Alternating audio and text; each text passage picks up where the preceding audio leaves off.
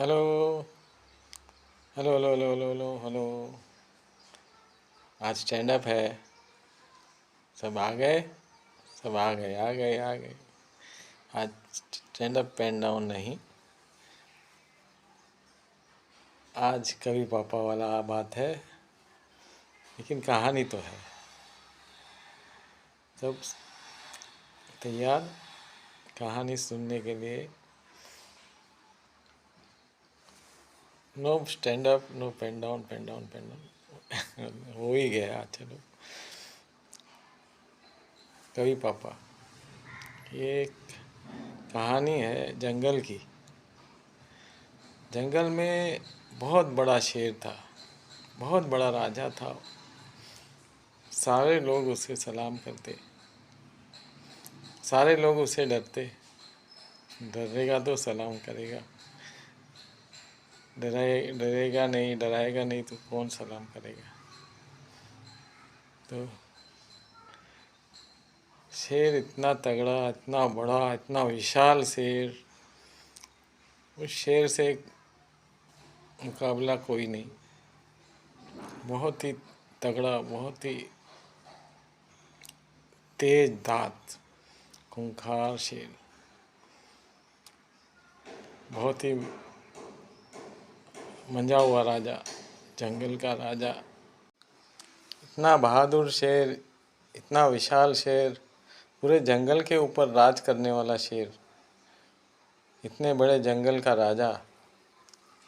एक दिन उसने सोचा कि अकेला ही मैं रहता हूँ, सारे लोग इतने खुश है, मैं भी खुश हूँ, सिर्फ खाने पीने में ही खुश हूँ, लोग मुझे सलाम करते हैं उससे खुश हूँ, लेकिन मेरा भी जीवन कुछ है कि नहीं। तो उसने सोचा कि मेरे टक्कर की रानी ढूंढ लिया जाए। एक दिन ढूंढते ढूंढते ढूंढते ढूंढते वो एक जगह से एक रानी नहीं, महारानी दिख गई। सेम टू सेम उसकी तरह ही विशाल, खूंखार शेरनी। उसको उससे प्यार हो गया। इतना खूंखार शेर, इतना जंगल का राजा, सारे लोग उसे झुक झुक के, रेंग रेंग के सलाम करने वाले, उस महारानी ने उसको पलट कर देखा भी नहीं। लेकिन क्या है, प्यार आया, पीछे पीछे हो लिया। महारानी ने समझ लिया ये मेरे पीछे ही है। कभी वो महारानी उसको पलट कर देखती तो राजा खुश हो जाता, हंस कर उसे धूम हिलाता। लेकिन राजा तो क्या है, राजा ही है। महारानी समझ गई कि ये शेर अभी पीछा नहीं छोड़ने वाला। उसे करती तो क्या करती, चलो आने दो पीछे। इसको लेके लेके लेके लेके बहुत ही अंदर, एक जंगल के अंदर एक गुफा था। वो गुफा के अंदर चली गई। जंगल का राजा, ठहरा राजा, कहते हैं ना, विदाउट इनविटेशन कैसे हम जाएंगे, हमारे पास चिट्ठी नहीं, शादी के लिए पत्री नहीं भेजा, चिट्ठी नहीं, पत्री नहीं, तो कैसे जाए, घर में इनविटेशन ही नहीं है। राजा तो राजा ठहरा, विदाउट इनविटेशन नहीं गया। इज्जत का सवाल है, बाहर खड़ा रह गया। दिन बीते, महीने बीते, अभी करे तो क्या करे, प्यार आ गया।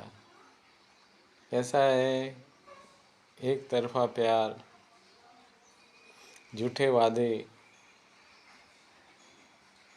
झूठी बातें, लालची लचीले इशारे, सब फेल हो जाते हैं। झूठा प्यार कभी सक्सेस नहीं होता, एक तरफा प्यार कभी आपको हैप्पी एंडिंग नहीं लेके जाता। प्यार हो तो सच्चा प्यार हो, ईश्वरीय उसमें आत्मा बस जाती है। अभी जंगल में अफरा तफरी, सारे जंगल के वासी खुश होने की जगह दुखी। राजा चले गया तो खुश होने चाहिए, लेकिन नहीं, बेचैन बेचैन होके करे तो करे क्या। को पता है कि मरना तो है ही राजा के हाथों, फिर भी राजा की छानबीन चलने लगी, ढूंढने लगी। क्या करे, बेचैन आत्मा क्या करे। जब तक चैन नहीं तब तक कैसे चले जीवन। ढूंढने लगे, कहाँ गया होगा राजा, क्या हो गया रहेगा। राजा को मारने वाला यहाँ कौन हो सकता है।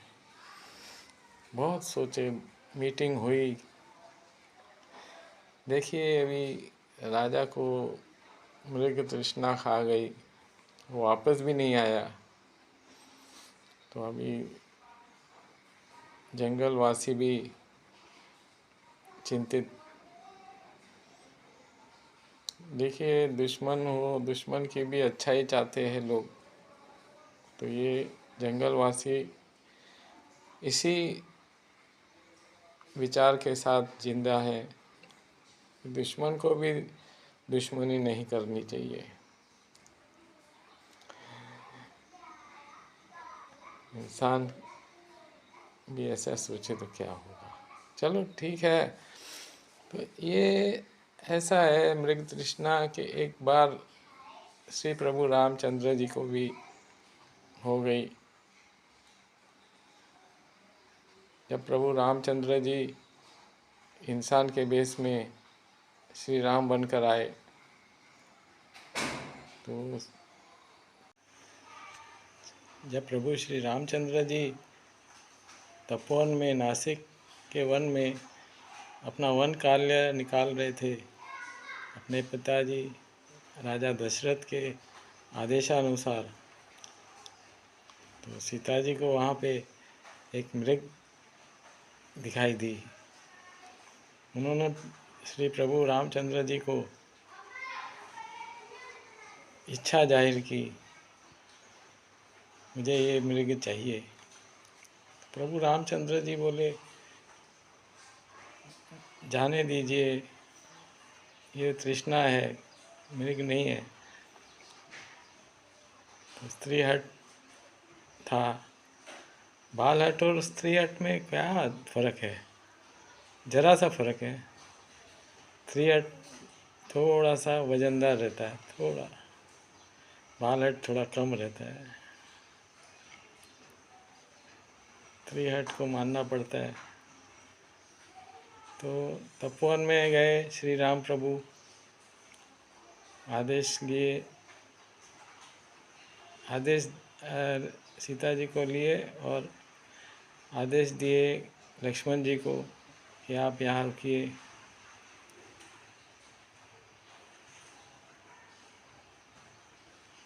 चलते गए। मृग तृष्णा थी, प्रभु जी को पता ही था ये तो मृग तृष्णा लग रही है, अभी किया क्या जाए। तो एक आवाज़ सी निकाली, लक्ष्मण भैया। तो ये आवाज़ किसी और की नहीं थी, मारीच की थी।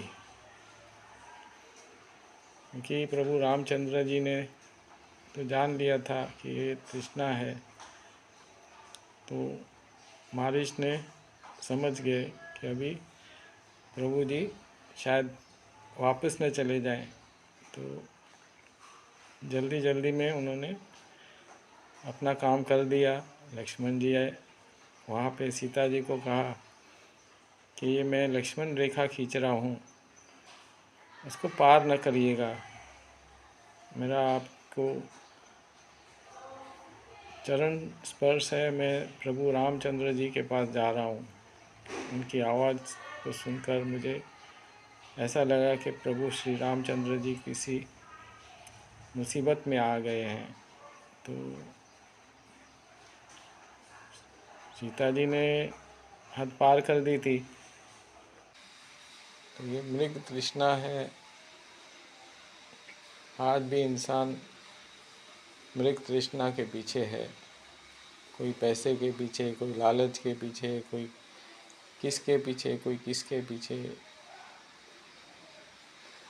इसी तृष्णा में इंसान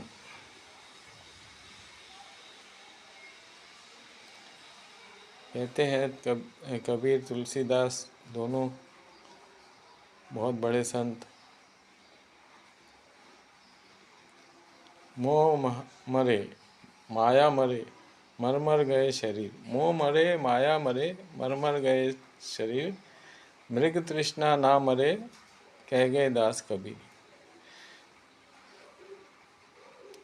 ये राजा जंगल का शेर का राजा है, अपनी इज्जत के सवाल से बैठा रहा, बीमार हो गया, लाचार हो गया। आखिर विदाउट इनविटेशन वो अंदर गया। कहते हैं ना, विदाउट इनविटेशन अगर कोई जाए तो क्या होता है, बड़े बेआबरू होके तेरे कूचे से हम निकले। तो ऐसा ही हुआ बेचारे का। अंदर गया तो उसने देखा कि शेरनी तो अपने बड़े शेर के साथ बैठी हुई है, अच्छे से एक दूसरे को प्यार कर रहे हैं। ये देख के शेर शर्म से पानी पानी हो गया, एक कूद लगाई, बाहर आ गया और उसने अपना दम तोड़ दिया।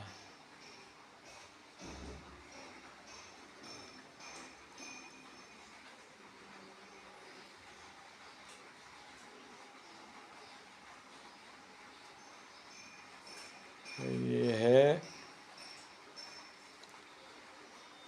कोई भी चीज़ अपने हद में रह के की जानी चाहिए, हद से बाहर नहीं जाना चाहिए। सीता जी भी श्री प्रभु रामचंद्र जी की आज्ञा बगैर लक्ष्मण रेखा पार कर गई, अपने हद से बाहर आ गई।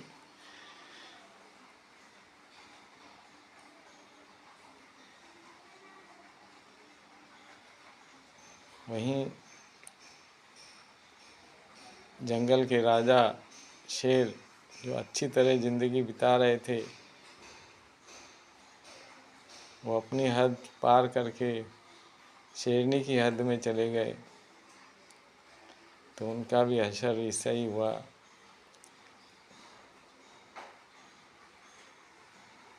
इंसान को अपनी हद में ही रहना चाहिए। इंसान को अगर 2 रोटी मिली है तो 2 रोटी से खुश हो जाना चाहिए। दाल चावल मिले तो दाल चावल से खुश होना चाहिए। छत मिले तो छत से खुश होना चाहिए। घर मिले तो घर से खुश होना चाहिए। बंगला है, गाड़ी है तो उससे खुश हो जाना चाहिए। अपनी हद से आगे जाके ज़्यादा सोचने के बारे में नहीं सोचना चाहिए। जय